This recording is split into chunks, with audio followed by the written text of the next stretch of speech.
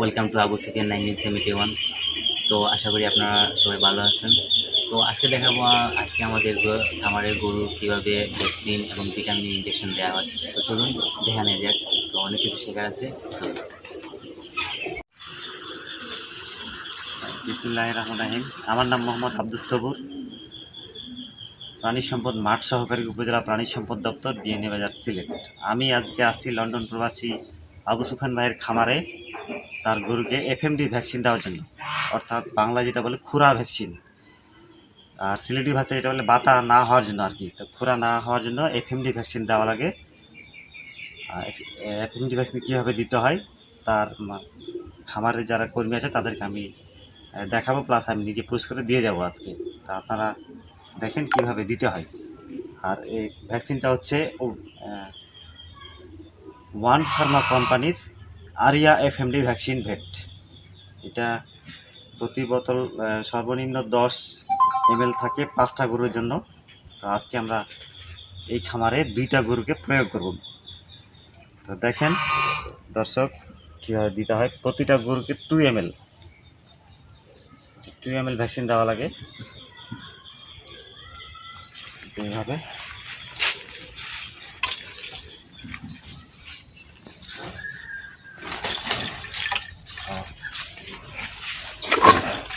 দেখি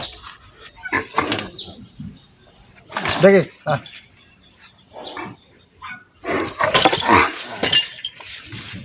চামড়ার নিচে দেওয়া হয়েছে। ঠিক আরেকটা গরুকে আমি প্রয়োগ করব, তো ওখানেই দিয়ে দিই নাকি। ঠিক একইভাবে আমরা আরেকটা গরুকে এফএমডি ভ্যাকসিন প্রয়োগ করব 2 ml করে। আর তার জন্য এটা মেয়াদ সর্বোচ্চ 4 থেকে 5 মাস থাকতে পারে, আবার প্রয়োগ করা লাগবে। তো আপনারা দেখেন কীভাবে প্রয়োগ করা যায়। এই যে চামড়া টেনে এইভাবে দেওয়া লাগে।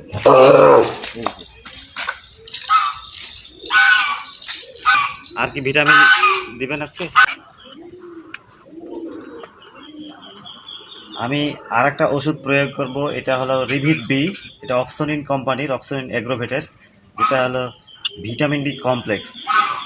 এটা এখানে যেসব উপাদান আছে তো thymine, hydrochloride, riboflavin, sodium phosphate হিসেবে পাইরোডক্সিন, হাইড্রোক্লোরাইড, নিকোটিনামাইড, সায়ানোকোবালামিন, যেটা ভিটামিন বি 12 বলা হয়। এটা দিলে গরুর বৃদ্ধিজনিত সমস্যা হয় না, গরুর বৃদ্ধি পায়, দ্রুত বৃদ্ধি পায় এবং গরুর চামড়া সুন্দর হয়। অনেক কিছুই ভিটামিন বি এর অভাবজনিত রোগগুলো দূর করে।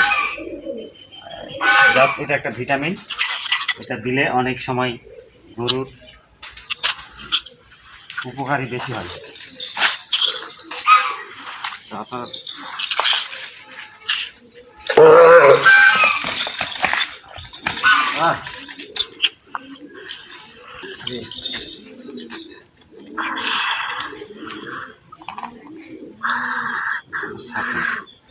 এই যে 7 5 6 7 বুঝছো নি।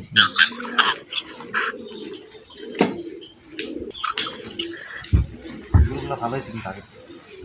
হ্যাঁ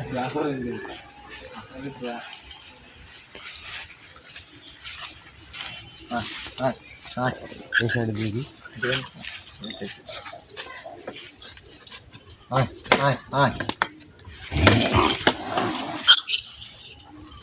ওকে,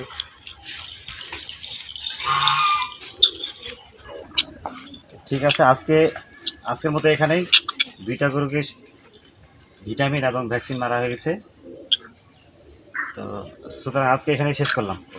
তো ভিউয়ার্স, তো আজকে আপনারা দেখলেন কীভাবে গরুকে ভ্যাকসিন এবং ভিটামিনের ইঞ্জেকশন দেওয়া হয়। তো ভিডিওর মধ্যে আপনাদের মেনশন করে দেওয়া হয়েছে মেডিসিনের বিষয়ে।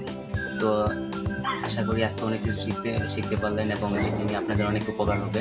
তো আবারও আগামীতে দেখা হবে নেক্সট ভিডিওতে। সেই পর্যন্ত ভালো থাকুন, সুস্থ থাকুন। আসসালামু আলাইকুম।